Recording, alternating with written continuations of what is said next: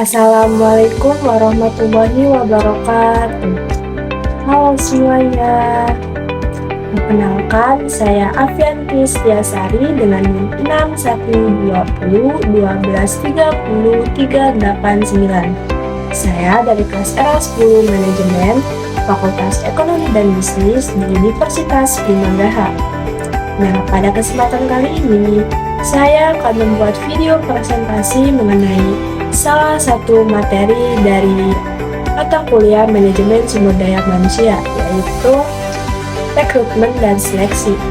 Nah, video ini dibuat untuk memenuhi tugas ujian tengah semester pada mata kuliah Manajemen Sumber Daya Manusia dengan dosen pengampu Bapak Asep Rafiuddin, SEMM. Selamat menyaksikan. Dalam dunia bisnis yang kompetitif dan dinamis, sumber daya manusia atau SDM merupakan aset penting yang menentukan keberhasilan dalam sebuah organisasi. Untuk memastikan bahwa organisasi memiliki SDM yang berkualitas, berkompeten, dan sesuai dengan kebutuhan, proses rekrutmen dan seleksi harus dilakukan dengan baik dan efektif. Rekrutmen dan seleksi dalam manajemen sumber daya manusia merupakan dua proses yang penting. Aktivitas tersebut berkaitan dengan pencarian dan pemilihan calon karyawan yang tepat dan berkualitas, tentunya sesuai dengan kebutuhan organisasi. Pencarian dan pemilihan calon karyawan yang tepat dapat mewujudkan efektivitas dan efisiensi organisasi. Nah, itu dikemukakan oleh Sutrisno 2010. Oleh karena itu, rekrutmen dan seleksi perlu dilakukan dengan perencanaan yang teliti dan detail. Nah, kemudian di sini ada pengertian dari rekrutmen. Rekrutmen sendiri didefinisikan sebagai proses untuk menarik calon karyawan yang memiliki potensial ke dalam suatu organisasi atau perusahaan. Tujuan utamanya itu untuk meningkatkan sejumlah pelamar yang tentunya berkualitas, sehingga organisasi dapat memilih kandidat yang terbaik. Ada beberapa tujuan dari rekrutmen menurut beberapa sumber, yaitu yang pertama, untuk meningkatkan jumlah karyawan yang memenuhi syarat seefisien mungkin. Yang kedua, untuk memperoleh sumber tenaga kerja yang potensial. Yang ketiga, untuk membantu mengurangi kemungkinan keluarnya karyawan yang belum lama bekerja. Yang keempat, menentukan minimal kriteria calon pelamar. Yang kelima, meningkatkan daya saing organisasi di pasar kerja. Nah, maksud dari tujuan-tujuan tersebut yaitu dengan rekrutmen, perusahaan dapat menarik sebanyak mungkin calon karyawan yang memenuhi kualifikasi dengan cara yang efisien, sekaligus untuk memastikan kesesuaian mereka dengan kebutuhan dari suatu organisasi atau perusahaan. Dengan menetapkan kriteria minimum yang jelas, proses rekrutmen dapat mengurangi resiko turnover dini dan dapat membantu perusahaan untuk memperoleh talenta terbaik. Pada akhirnya, rekrutmen yang efektif dapat meningkatkan daya saing organisasi di pasar kerja dan mendukung keberhasilan untuk jangka panjang. Di sini ada prinsip-prinsip dari rekrutmen. Yang pertama, mutu karyawan yang akan direkrut harus sesuai dengan kebutuhan. Artinya, perusahaan harus memilih calon yang memiliki kemampuan, keterampilan, dan sikap kerja yang cocok dengan tuntutan pekerjaan. Yang kedua, jumlah karyawan yang diperlukan harus sesuai dengan job yang tersedia. Maksudnya, rekrutmen dilakukan hanya untuk posisi yang benar-benar dibutuhkan, sehingga tidak terjadi kelebihan atau kekurangan tenaga kerja. Yang ketiga, biaya yang diperlukan dibuat dengan seminimal mungkin. Artinya, proses rekrutmen harus dirancang efisien agar anggaran yang dipakai tidak berlebihan, tetapi kualitas hasil tetap terjaga. Yang keempat, perencanaan dan keputusan-keputusan strategis tentang rekrutmen.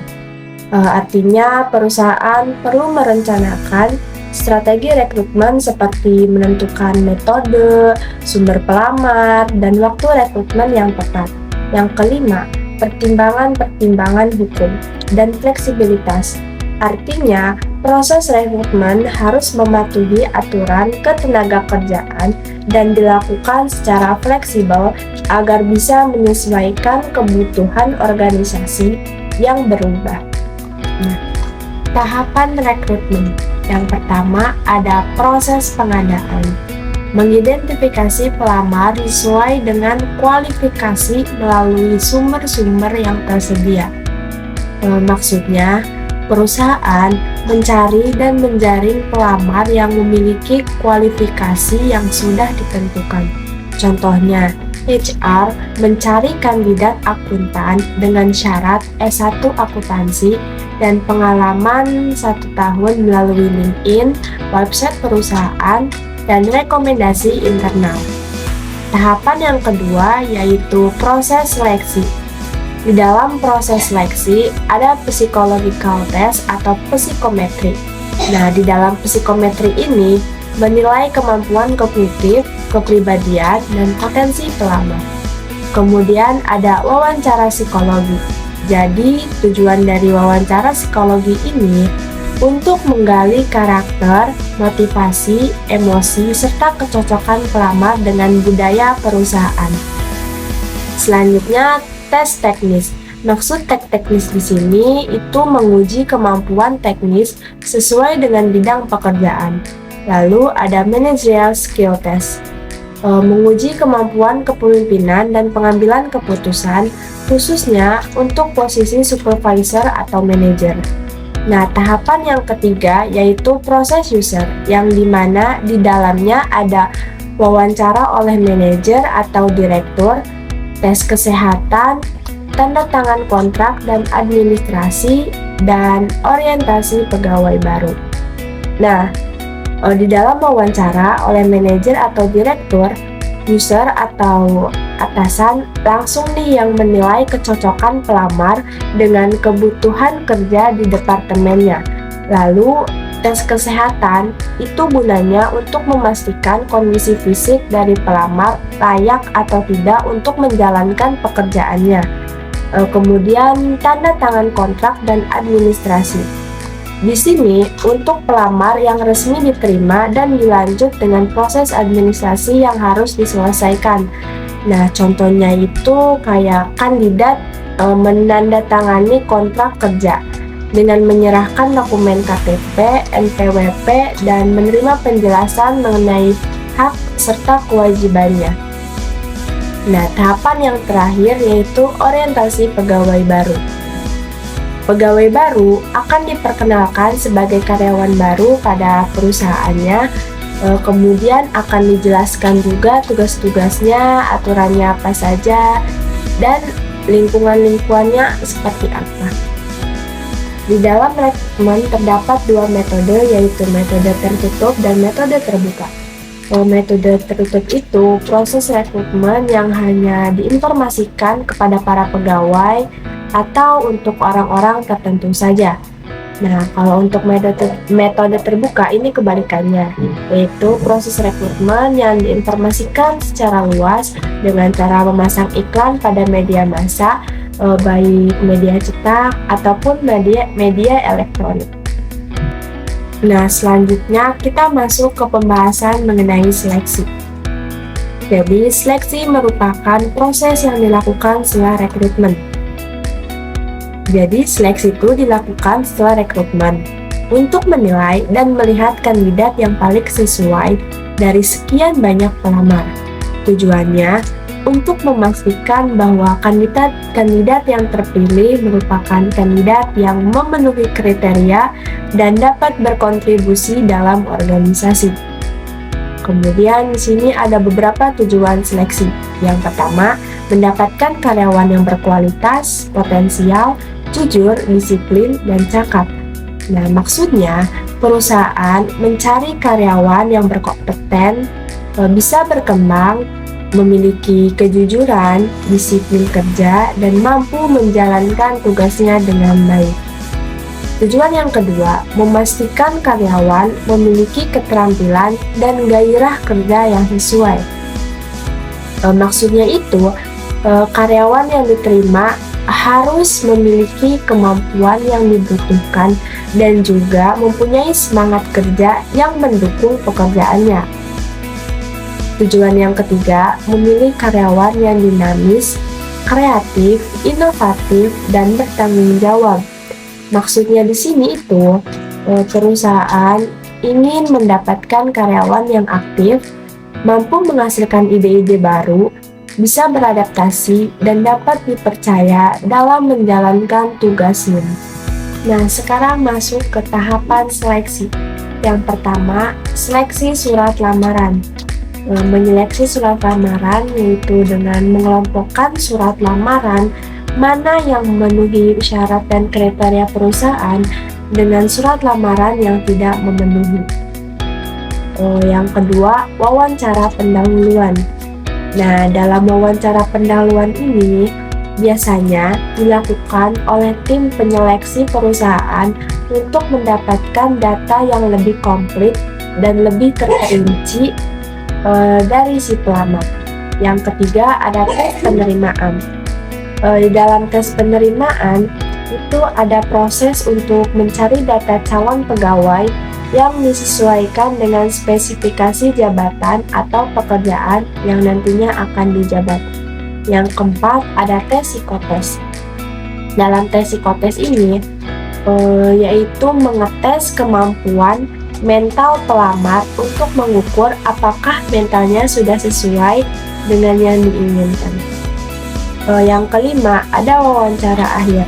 Nah, dalam wawancara akhir ini bertujuan untuk mengetahui sejauh mana kemampuan praktis pelamar dalam mengerjakan pekerjaan dan juga untuk memperoleh gambaran umum tentang si pelamar.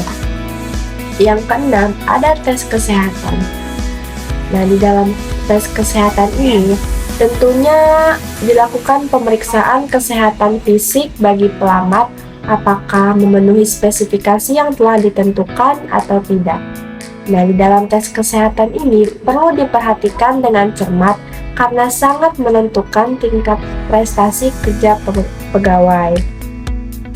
Kemudian yang terakhir ada keputusan penerimaan. Nah, keputusan diterima atau ditolaknya pelamar ini dilakukan oleh top manager setelah memperoleh hasil dari tahapan-tahapan seleksi sebelumnya. Nah, kesimpulan dari materi yang telah dibahas yaitu rekrutmen dan seleksi merupakan proses strategis dalam manajemen sumber daya manusia yang bertujuan memperoleh karyawan yang paling sesuai dengan kebutuhan organisasi atau perusahaan. Rekrutmen berfokus pada upaya menarik sebanyak mungkin pelamar yang berkualitas melalui berbagai sumber, baik internal maupun eksternal. Setelah itu, seleksi dilakukan untuk menyaring dan memilih kandidat terbaik melalui tahapan seperti penyaringan administrasi, tes kemampuan, wawancara, hingga pemeriksaan latar belakang. Proses yang dilakukan secara sistematis, objektif, dan adil akan meningkatkan peluang organisasi mendapatkan tenaga kerja yang kompeten, berkomitmen, dan sesuai dengan budaya kerja.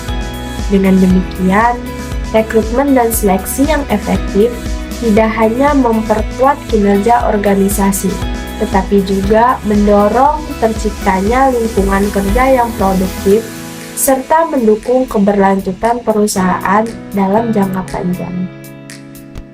Mungkin itu saja video pembahasan dari saya. Kurang dan lebihnya mohon maaf. Semoga bermanfaat. Wassalamualaikum warahmatullahi wabarakatuh.